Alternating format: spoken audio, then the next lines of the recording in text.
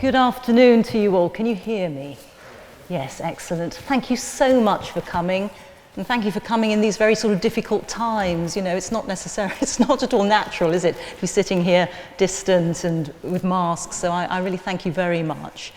I thought I'd just do a little sort of 5 minutes about who I am, what I've done, and then I think Chenkai's got some questions for me. And I apologise if I'm a bad interviewee because I'm much more used to asking questions than answering them, but I hope you'll be patient with me.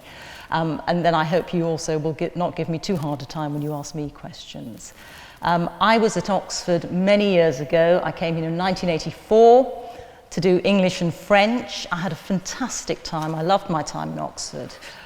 Not that there weren't moments of heartbreak and misery and loneliness, because that's part of the experience, but overall it was really fantastic.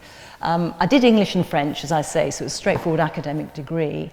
I knew from quite a young age that I wanted to be a journalist. I was quite a restless person, somebody who didn't particularly like routine. I wanted to do something very varied. I loved the idea of travel. And so I sort of knew that this was for me, but I didn't have any contacts. I wasn't from a family or a background where there were any journalists. I didn't know how to get in. So after my degree, I spent a year sort of messing about in Oxford, you know, just deferring things and delaying things. And then I went back to my hometown of Birmingham, and I just applied to 3 different media, so the local newspaper, the Birmingham Post and Mail, BBC Radio WM, and a TV programme as well, an Asian magazine programme. I just said, can I come along and spend 2 or 3 weeks with you to do work experience, shadow, just learn whatever I can? And they all said yes. I don't know if this is possible these days. I think it's much harder to do that sort of informal, can I come in, knock on the door and people let you in. But in my case, this was 1988, 89, it was possible. So I went along, TV came to nothing, but the newspaper and the local radio station both sort of said they were happy to use me. So I wrote freelance articles for the newspaper on the arts desk, and at Radio WM, there's a wonderful woman called Anita Bhala, who was a mentor, a self-made mentor. She was always on the lookout for new talent. And she said to me that if I wanted to hang around and learn how to do radio, then I was very welcome. She couldn't pay me because I didn't have any skills, but I could do it. Because I was living at home, it was possible. So this is eventually, the newspaper was very willing to use me, but that was on the arts desk, and I really wanted to do news, and it was in broadcasting that I got that opportunity. It did, however, take me quite a long time. I applied to various BBC training programs, perhaps with the arrogance of youth, thinking, well, I have got a good degree, surely they'll want me, and I was twice rejected. And these things are quite hard blows, but I always say this to people who are interested in a career in journalism, that if at first you don't succeed, really do keep trying, because you'll get brownie points for trying. You're expected to be not too much knocked back by setbacks. Anyway, I got into the BBC on a training scheme eventually, and then that led to a variety of jobs. I was a radio producer, but I wanted very much to report, so I managed to start reporting. Then I did a variety of jobs. I worked as the community affairs correspondent. I was a home affairs correspondent. I spent 10 years at Westminster as a political correspondent. I did education, which was fascinating because that was the time when university fees for domestic students were trebled. So there was a lot of unrest on the streets, and there was also a very sort of energetic and vigorous campaign of reform by the then Education Secretary, Michael Gove. So for a journalist, all of this is great stuff. It's great fodder. Whether you agree with it or not, it doesn't matter. It's all very reportable. And then 5 or 6 years ago, I became a presenter stroke correspondent, which is my job now. So I read the news on the 1, 6 and 10 o'clock news is on BBC One, also on the Rolling News channel. And I also go away to report either in the UK or abroad. Now that's been curtailed a bit inevitably with COVID, but you know, fingers crossed at some stage life will resume in a more normal way, and I'll get to do more of that. I think it's very important that people in the studio do get out and about. It's good for us, so we don't become too removed from the actual stories. And it's also good for the audience, because they can see that we're journalists and not just gobs on sticks. You know, it's very nice to sit in a studio in a nice jacket. It's nice and warm and dry, and you know. But it is important for us to go out and report stories. So in this time of being a presenter, I've done some really important things, for me very important and challenging. I went to Bangladesh 3 times to report on the Rohingya crisis, which you might remember in 2017 and 2018. I reported on the migrant crisis in Europe in 2015-16. It just so happened that I did end up doing various migrant crisis stories. I went to India and Pakistan for the 70th anniversary of independence. My family's from India, so it meant a lot to me to be able to do that. And I've done various other things. So I think I have an absolutely fantastic job. I feel very lucky to be able to do it. That's what I do. That's brilliant. Thank you. Thanks, Reeta. Thank you again for coming and joining us for this special occasion. Let's start from the very beginning. I've watched one of your interviews. You said that you know you want to go into journalism at the age of 10. Is there any particular moment in your life or anything particular about journalism as a career that attracted you? So yes, it was the age of 10. So in that typical childish way, it was various things. I had a board game called News Desk, which I'm sure is long obsolete, but it was, you know, it was about being sent on stories, and there were places on the map I'd never heard of, like Reykjavik and Ulaanbaatar, and it sparked something in me. I know it sounds ridiculous, but that's how a childish mind works. It's also the case, though, that in our family, although there were no journalists in the family, my father was very interested in the news, and we would always watch the news. And one of my very earliest memories, because I'm so old, is of the moon landings, the first moon landings in 1969. I was 4.5, but I remember my father sitting me down in front of the TV and saying, "Watch this, you must remember it." And I do remember it. I do remember it. And I think just over time there's a certain sense of being very interested in the outside world, in politics, in current affairs, in international affairs, which also, I don't know if this is slightly generational, it was also part of a sort of civic duty, that you had to be engaged with the outside world, you had to know what was going on. So all these things led to being a journalist, yes. That's great. You had a very distinguished career in reporting and broadcasting. But over the time of your career, as you said when you started, that's more like something like civic duty. Has this changed, or what has changed over the time of your career? For me personally? For you personally, and also the world of reporting and broadcasting. Oh, that's very interesting. Well, you see, I don't know whether this is slightly an age thing, that inevitably when you start out, and this is probably true of all jobs, you start out with a lot of sort of reforming zeal, and you're going to make a difference, and you're going to report on important things, and eventually real life grounds you down a little bit, because certainly you get to do that sometimes, and at other times you just have to do the late shift that nobody's watching and no one's listening, and yet you have to be there. And so inevitably some of that sort of, you know, pioneering zeal gets worn off. I think most journalists would say to you, the reason that they are doing their job is to hold power to account. It's not like you're doing that every moment of the day, but that's what the big stories are about, and those are the ones that stay with you. And in a way, that's where, when you're just treading water and when it's a sort of ordinary news day, you're almost preparing for that. Mm-hmm. So I don't think it's gone. I don't think it's gone from news, and I don't think it's gone from me personally. A major point in your career was when you covered the Stephen Lawrence inquiry as the BBC Community Affairs correspondent. Did this change your journalism? Ooh, that's a good question. I don't think it changed my journalism. It was my first big story. So the BBC is very big on specialist journalism. So it has a big health team, so important now with COVID. It has home affairs, it has education and so on.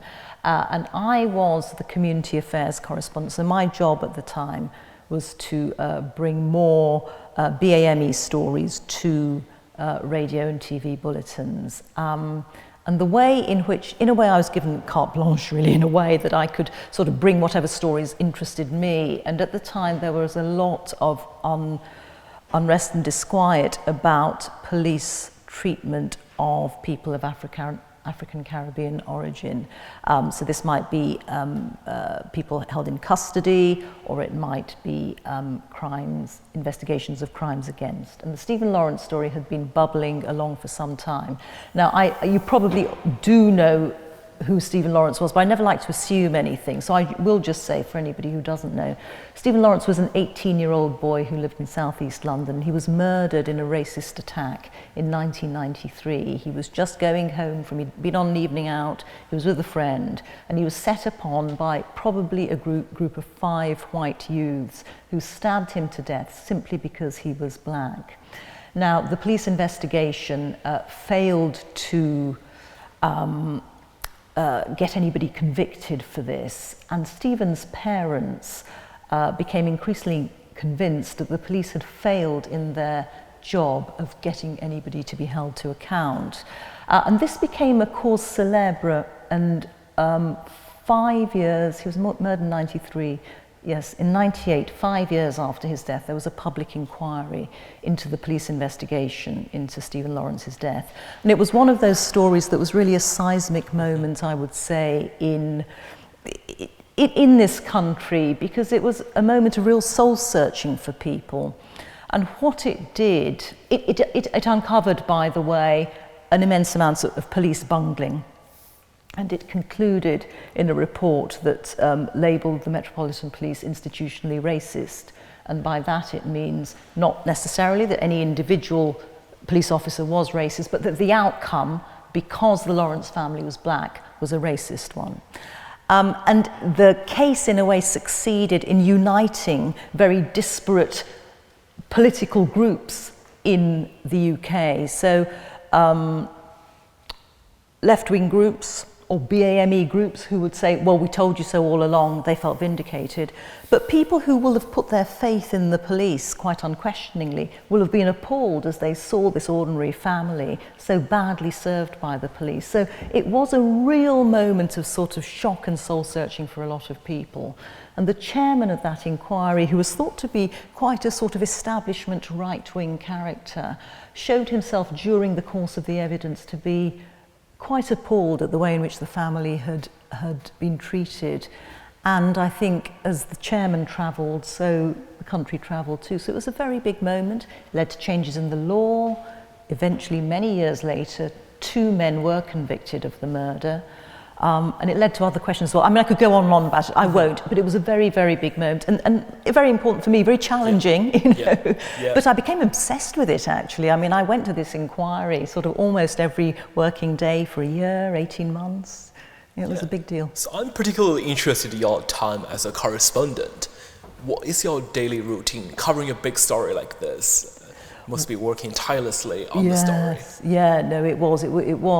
Well, you know, the day would start, I'd go straight down to the inquiry, which was held in a shopping centre in Elephant and Castle in South London, which was an unlikely place for a public inquiry, but it was a place that people, at least the public, could come, it was big enough and so on. And the thing about broadcasting is that you have to work at pace, but with tremendous accuracy. What you broadcast has got to be right.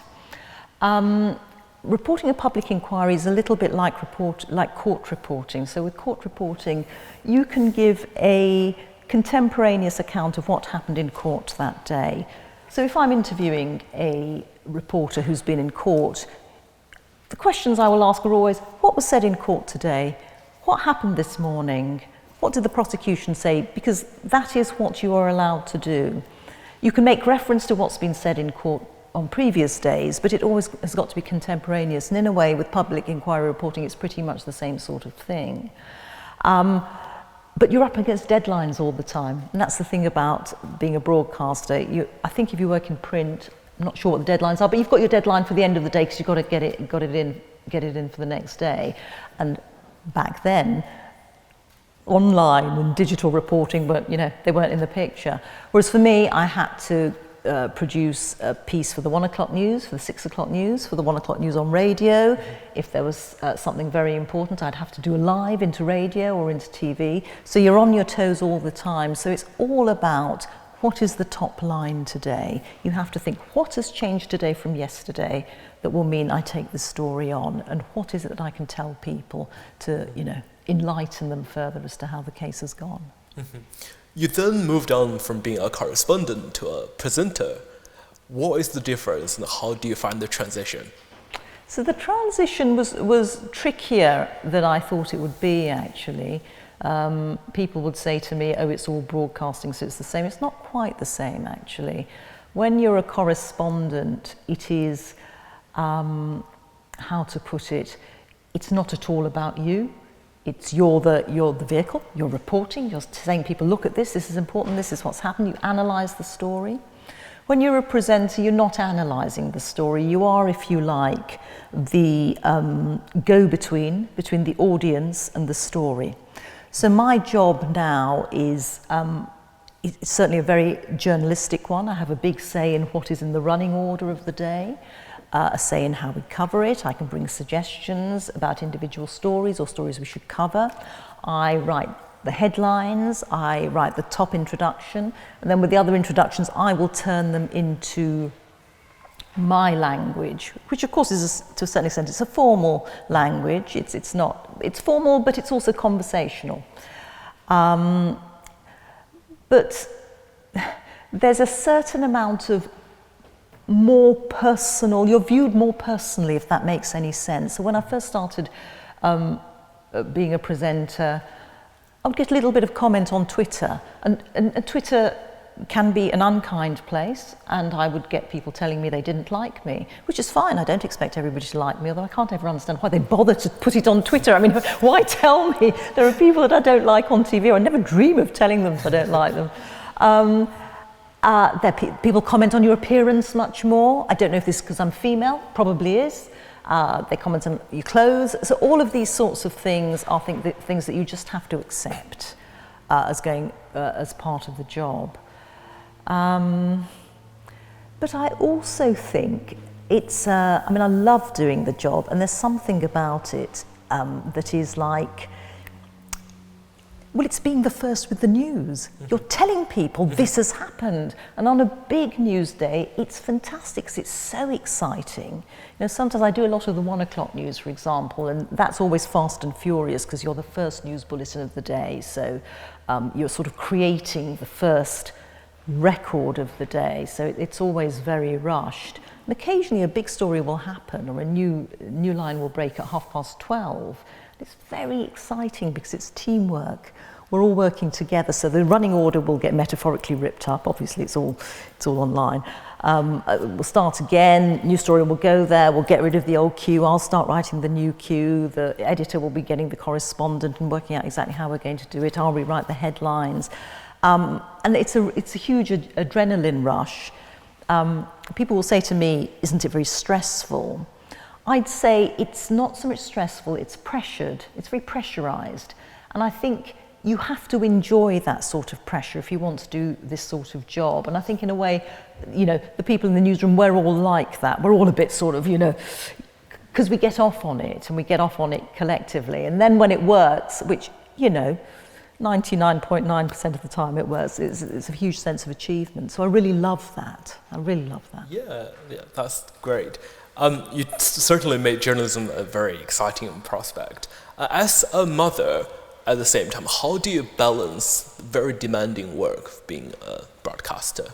It's difficult. It's not difficult now because my children are grown up, so, but it's not easy. And I would always say to young women who are interested in a career in journalism, go for it. It is easier now than it was back then, and for me it was easier than it will have been for women 10, 15 years older than me, because definitely the newsrooms are now a much more, if not quite 50-50, certainly 45-55 type environment. It is, broadcast news is difficult because you are on all sorts of, I've done very early shifts, I've done very late shifts, sometimes a late story will break and you can't get home. So you just need a good support network, you need a very understanding partner, which happily I have. You need good friends and neighbours who will take your little children on occasion, and I've had to call on them to do that. Yeah, it's not obvious, and I wouldn't ever say that it's an easy thing to do, but it's a perfectly possible thing to do. And increasingly, a lot of my female friends of my generation, so I'm in my 50s, but a lot of women in their 40s and 50s have got families and they have done this job. And I would say that when I was in my 20s, there wasn't that critical mass, but now there really is. And there really is. And that's not going to change. That's not going to go back. It's going to go forwards. Following on from diversity at workplace, do you think your gender or race have ever held you back from doing things you want to do, pursuing the story you want to pursue within the ranks of BBC? And how is the diversity and inclusion agenda being pursued over the past decade? Over the past decade, okay. So I'll take them separately. I'll do gender and then I'll do race. With gender, I would say that any being held back has been personal rather than professional. So I said that when I was a child, I would have loved to have been, I love the idea of travelling and, going to maybe not dangerous places, but difficult places and reporting from them. That is much more difficult if you have a family. Now there are certain women who, hats off to them, do it and have done it. Alex Crawford from Sky, she has 4 children and she's a war correspondent. My colleague at the BBC, Katya Adler, has 3 children, I think, I'm not sure. You'll have seen her, from one European capital to the next on consecutive nights. She makes it work, hats off to them both. That is something that I couldn't have done because of personal circumstances. But in other ways, I wouldn't say within the organisation it's ever held me back. I think the newsroom has changed, though. I think it was a much more male place in the early 90s, and I think it has changed over time. I think we still don't have quite enough women in senior roles. That is getting better. The newsroom itself is much more feminine. There are many more women working in it. I'm speaking about the BBC here, but I think the BBC is in line with other organisations. In terms of my ethnicity, that is a really interesting question because I always wanted to be a reporter stroke correspondent, so I wanted to be the person who went out and chased the story. And I was making my first steps in the early 90s. Now, I would say this was a time when the industry generally was taking seriously the idea of diversity on the screen. And I know that I was one of a group of people who were encouraged to be a reporter, initially behind a microphone because I was in radio, eventually on TV, because I think there was a real sense that we've got to make our screens and our airwaves reflect more the society that Britain is becoming. I wonder a little bit in those days, if I'd wanted to be a programme editor, whether I'd have had the same sort of encouragement. And I say that with sadness, actually, because I don't think I'm speaking out of turn here. We've got a new Director General, Tim Davie, one of whose first aspirations is to make the BBC much more representative of the society that we broadcast to, and that's in terms of ethnicity, it's in terms of social class. We do remain too white and too middle class. This is an open secret, and it's something that does have to change. I think it's interesting when you look at ethnicity on the airwaves, because there are certain groups that have really cut through. I am not being scientific or very statistical here, but I can think of a lot of Asian women, South Asian women, who have made it, or who are up and coming, who are really talented, who I think, gosh, well, you know, in 5 years' time they're going to be stars. There are a lot of them in the system. Why is that? I see hardly any men of African Caribbean background, a very few. Why has this happened? I don't know. I don't have the answers, but it is the case. And very sadly, when it comes to behind the scenes, we remain lacking. We remain sadly lacking, actually. I think you addressed part of my next question. I want to ask you, what challenges do you think a modern and impartial broadcast media would face? And do you worry, or is there a politicization of the BBC? Well, the BBC is a political football. So I wouldn't say the BBC itself is politicized, but it is. You know this yourself. It's something that people have very strong views about, pro and anti. On impartiality, I think we are in a difficult time. I think I will lay my cards on the table. I have worked for the BBC almost all my working life, and that's not just out of laziness. I mean, I love the BBC. I feel very at home there. And I feel very committed and wedded to its principles of impartiality. I think impartiality is very, very important at a time where we have this complete explosion of information, and you can find proponents of any theory, of any opinion, and it can be difficult to know where to turn. And for me, impartial news, either from broadcasters or on print or online, is very important to know how to make sense of the world, to know that you'll be given facts that don't have an agenda, that you'll be given analysis from people who are experts because they're experts and not because they're giving you their own personal opinion. I do think that we are operating in a much more hostile environment than we used to. The BBC particularly, because it's publicly funded, but other organisations like the BBC, which are sort of lumped together in this mainstream media type basket, as if there's something, as if we're somehow lacking in some way by being mainstream. I think I would fight to defend our values. I'd fight to defend our impartiality, our commitment to accuracy, our commitment to the facts, which is not to say that we don't get it wrong sometimes, If we get it wrong, we should apologise and we should handle it well. And we do get it wrong. Organisations are made up of human beings and we get it wrong. But we don't get it wrong because there's an agenda. We don't get it wrong because there are people sitting there deciding to report things in a slanted way. We get it wrong because we get it wrong.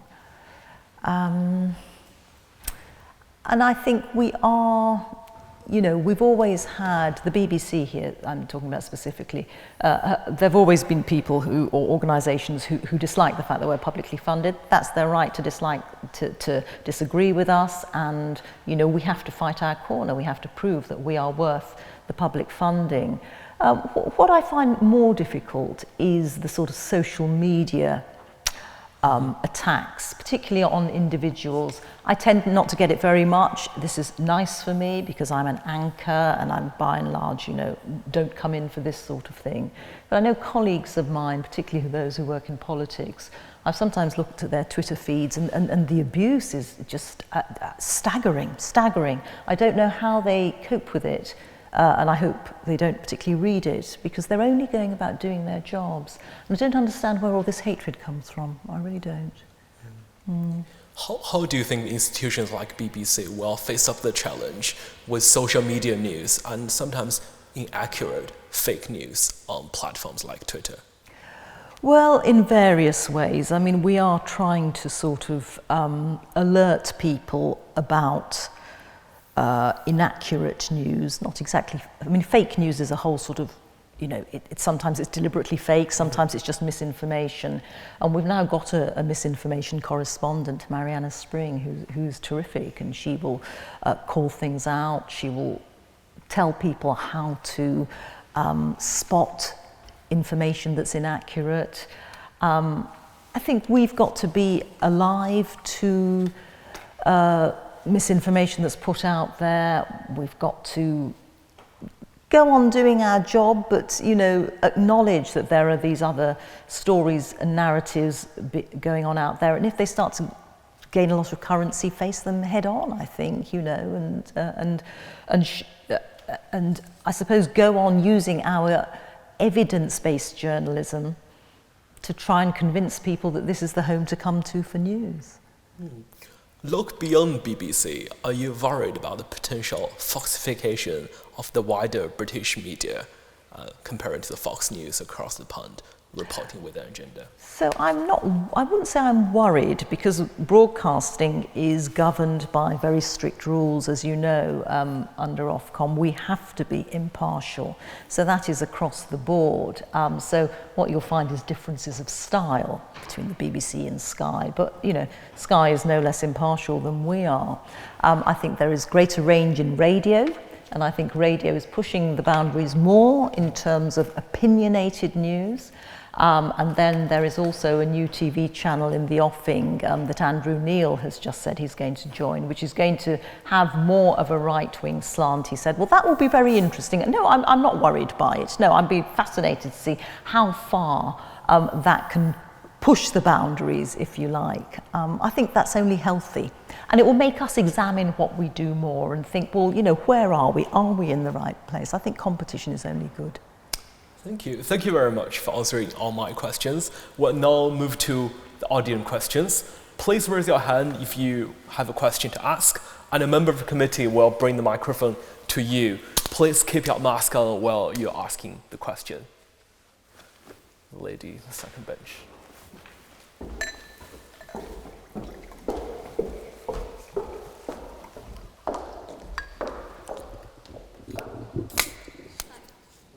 Thank you very much. My name is Elaine. I'm an MBA student here.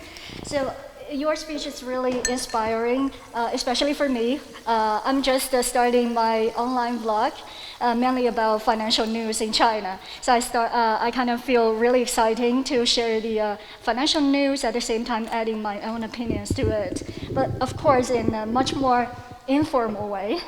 So I would like to know if you have any suggestions to people like us who want to move a little bit towards the media or the news area in their late 20s or early 30s.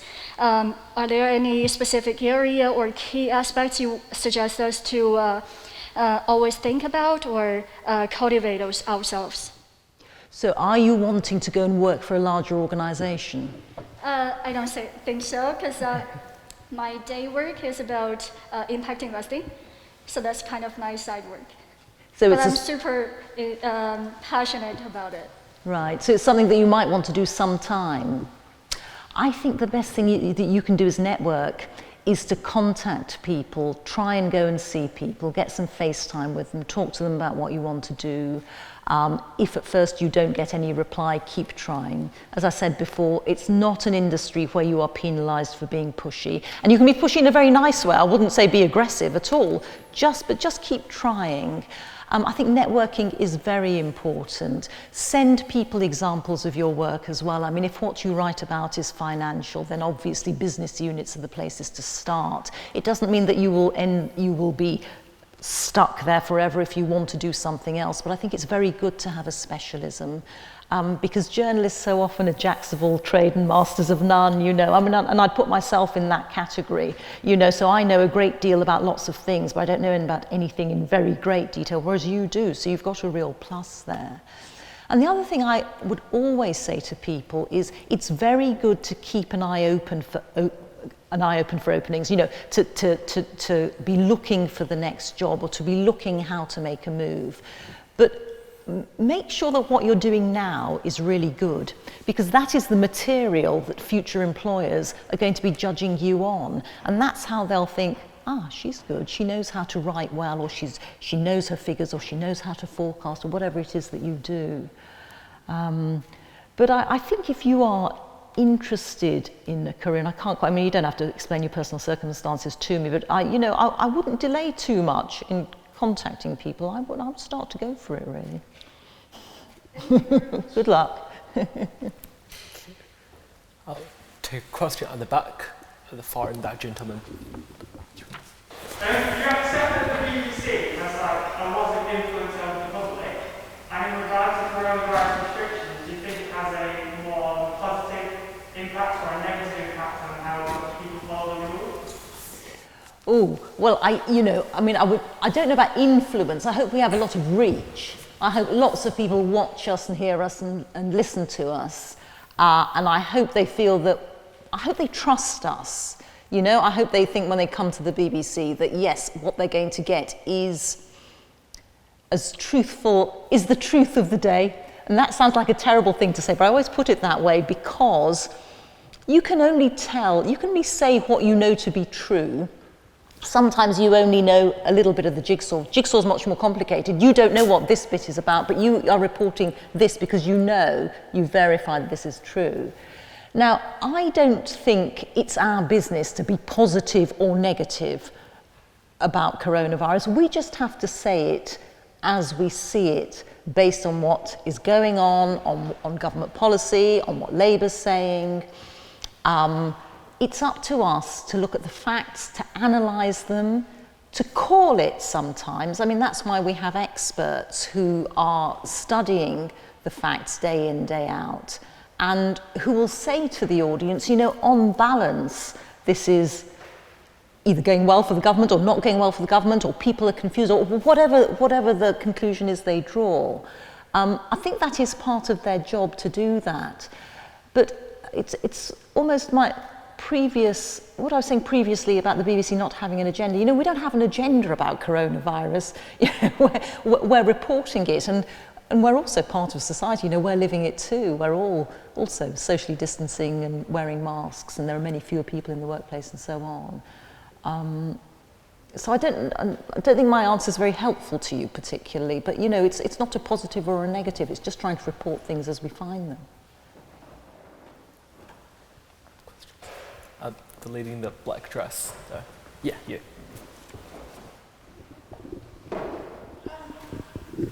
Firstly, thank you for joining us this afternoon. I was just wondering if I could ask you to reflect upon some of the stories that you've reported. Are there any that you wish you'd reported differently or in more depth, that sort of with the gift of hindsight you say, well, perhaps I should have taken this angle? And if so, why? That's a really good question. Yeah, I mean, inevitably, I will always think I should have gone into things in more depth, and that is something about broadcast news that you have on a standard TV piece is 2 minutes 30.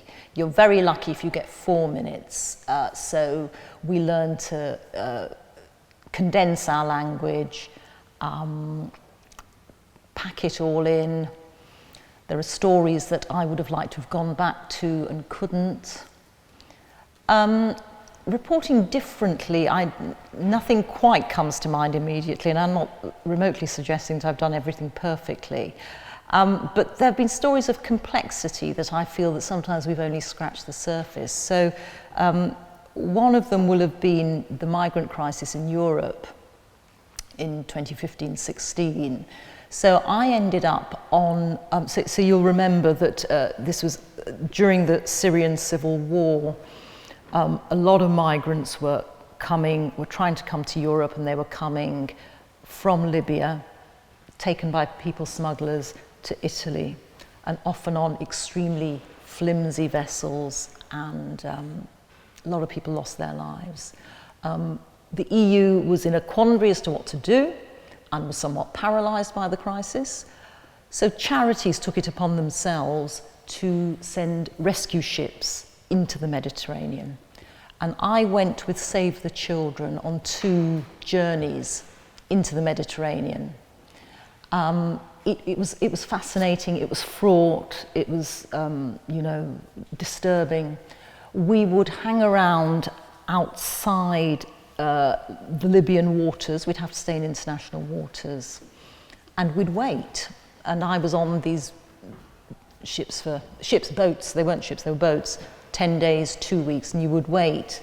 And the people smugglers would send these dinghies over when the wind was blowing in the right direction and when the sea was calm. Because if the sea wasn't calm, everybody would drown before they'd really got out. And it was an extraordinary story to report, because the captain would get weather reports every day, and he would say, they're not going to come tomorrow because the wind's in the wrong direction, but they might come the next day. And he was absolutely right. The next day, when the wind was calm, you'd see these little orange things drifting towards you. Now, the first time I went on this trip, there were a variety of people who were on these dinghies. I was reporting to an audience who by and large were sympathetic to what was going on, and the dinghies brought with them more young men, but there were also families, there were also women, and 1 or 2 little children, I think. The second time I did it was 6 months later, and by now public opinion was turning against these migrants. And the boats that then were brought to this charity ship were much more full of young men. Now, some of them, I couldn't talk to all of them of course, some of them were fleeing what people would traditionally think of as persecution.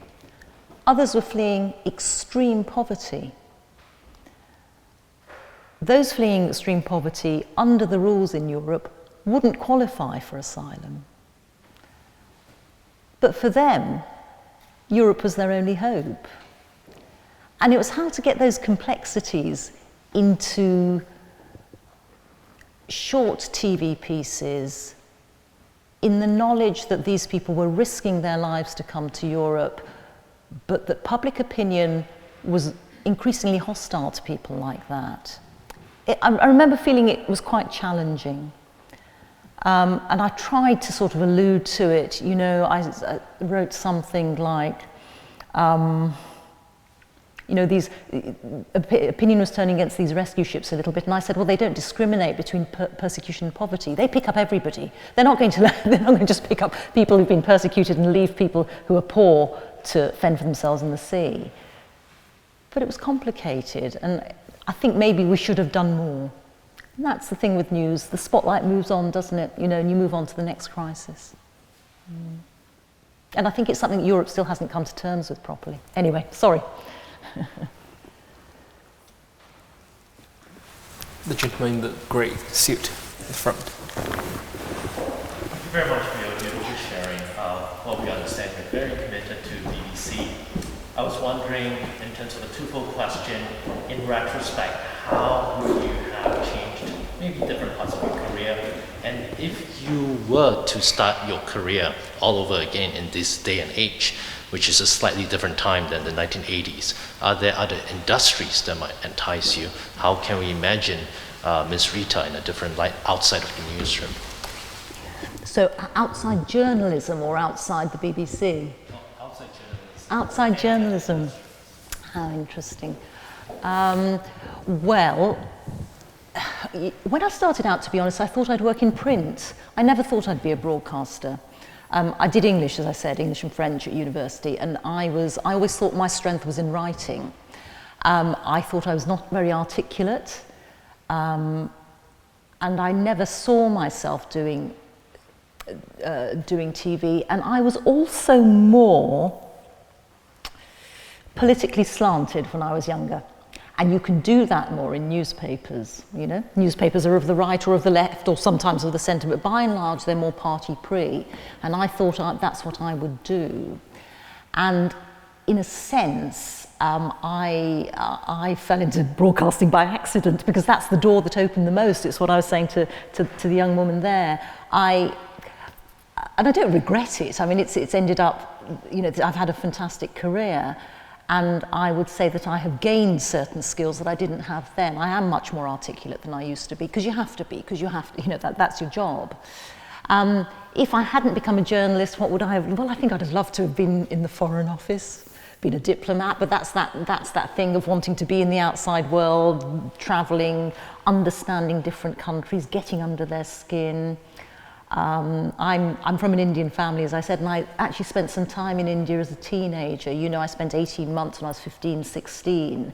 And I think these things stay with you, have maybe a slightly different horizon. I mean, I'm open to being contradicted here, but I very much saw myself as very outward facing, as not just British, as British and Asian, British and Indian. So I think I'd have loved to have done something in the Foreign Office, something in diplomacy. I'd have really enjoyed that, yeah. Questions from here? Yeah, you.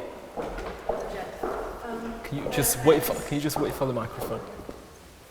Hello, my name is Sanya, also doing an MBA. My question is around, as you mentioned, the spotlight changes crisis to crisis.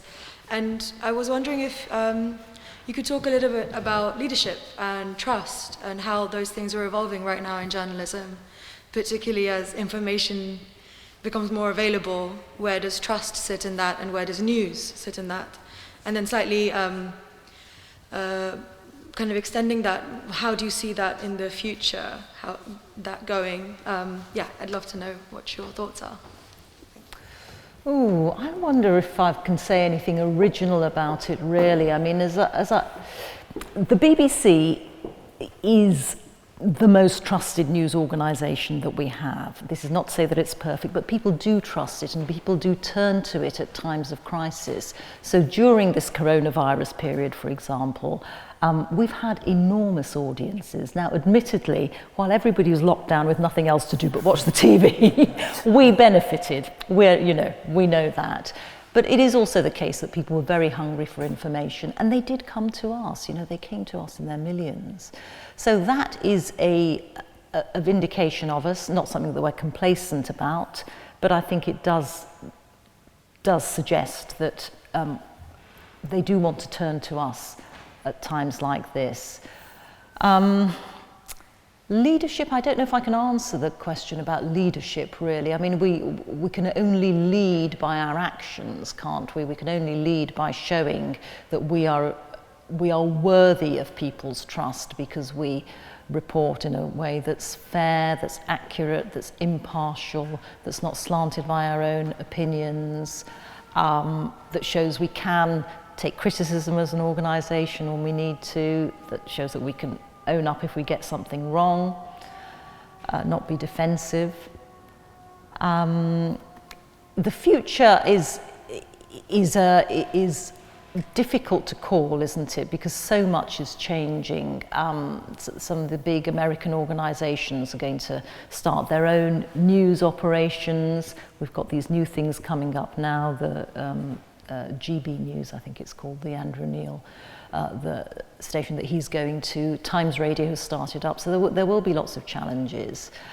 I just really hope that there will be a place for what I think of as curated news, which is what we do. We pick the stories that we think are important, and we tell people about them, we tell them why they're important, why people should care. And it's part of encouraging people, I mean, obviously telling people things that will affect their lives, but also encouraging a sense of community and society, that we are knitted together and we are interdependent. And I do worry a bit about this age being one that's very individualistic in quite a selfish way.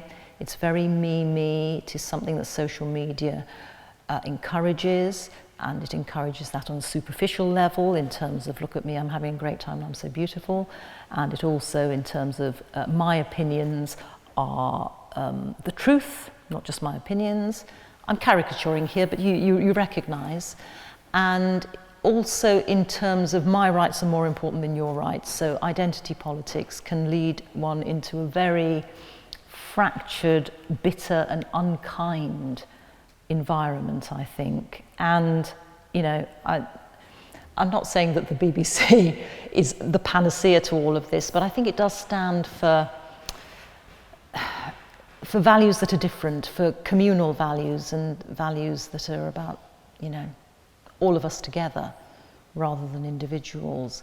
So I would hope that, you know, in the future, whatever happens, that there still remains a place in society and in people's living rooms for us. You know, it may be that, you know, in 10 years' time, people don't sit and watch the 10 o'clock news in the way that they do now. I am very aware. We all know that viewing habits are changing, but that doesn't mean to say that you won't still want a 10 o'clock news. You might just watch it on your phone or on your laptop, or, you know. And I do hope that continues.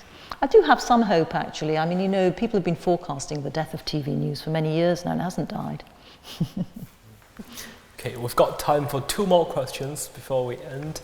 The gentleman in the pink jacket.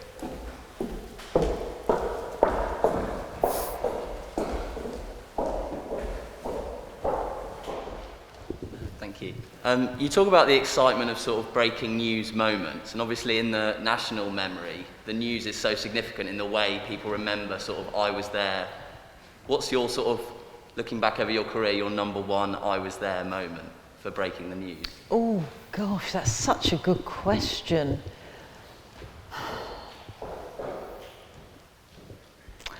Well, you know, I suppose I've got to go back to the Stephen Lawrence inquiry. And the day that the 5 suspects came to give evidence to the inquiry is sort of, you know, seared in my brain, as it was for everybody's. It was an incredibly tense, very fraught time. The people in the public gallery were very pumped up, furious at the men who had not been convicted, but who had treated other legal forums with some contempt. The air was crackling with anger and animosity. The 5 men came in and effectively said no comment to all the questions that were asked. And then, as they left, there were huge crowds outside, screaming at them, furious at them. And the men sort of lashed out, tried to punch and spit, and it was sort of horrifying and terrifying and mesmerizing, and that will be the one that stays with me, I think. But you know, there've been lots of others where I wasn't necessarily there, but I remember them very well. What else can I tell you? There's a very light-hearted one, which is I was at Tony Blair's last press conference, which he gave as Prime Minister in Downing Street. And for some strange reason, it just will have been timing, his last conference was with Arnold Schwarzenegger, who at the time was the governor of California. And there was nothing of substance said at this press conference, and it was meant to be Tony Blair's last one, but of course all the press were there to look at Arnold Schwarzenegger. And all I remember was the fact that Blair and Schwarzenegger were exactly the same height, but Schwarzenegger was twice as wide. That's great. Thanks for sharing with us about this. The woman there, yeah. Third row. Good evening. Thank you so much for coming to talk to us today, especially under the current circumstances. My name is Laura Smith. I'm a presidential historian, and I'm always very grateful when journalists give me the opportunity to comment on current affairs and politics. And I was just wondering, how is the BBC preparing to cover the US election night, especially considering that we may not know a result immediately, it may not be clear? Oh, that's such a good question. So I've got a role on day 2. So I'm going to do the number crunching on the screen. So, you know, we'll see how many states have declared for whom and which states each candidate needs to win and so on. So, you know, we're just also focused on it. It's an extraordinary campaign, isn't it? An extraordinary election taking place in COVID with a president who's had COVID, in the year of the death of George Floyd, at a time where the president says he won't necessarily abide by the result of the ballot. I mean, it is just incredible. So how are we preparing? But I think just as much total immersion as possible, listening to podcasts, mugging up, reading as much as we can. We've got a team out there, obviously, who are doing all the on-the-ground stuff. I just think it is just fascinating, isn't it? And you know, it's not my job to call it. You know, we could have a result overnight. We could have a result on day 2. It could go through to day 3, 4, 5. It could go on. There are lots of things that we don't know. I mean, we are assuming that there'll be many more postal ballots, mail-in ballots than there were last time. Last time there were a quarter of the vote was mail-in. I've seen estimates of potentially half of the votes being mail-in this time. It's made difficult by the fact that different states have different policies about their mail-in votes. So some will start counting before polls close, some won't. So it's very hard to know. I can see a scenario where on day 2 we are saying, you know, look, it looks as if this particular candidate is way ahead, but we simply cannot call it yet because we've got many more votes to come in, and we may not be. So we might be in a sort of holding pattern, but goodness, it's going to be interesting and exciting. Thank you, Reeta. I'm afraid that's all we have time for. Thanks everyone for coming. And with that, please join me to thank Reeta Chakrabarti.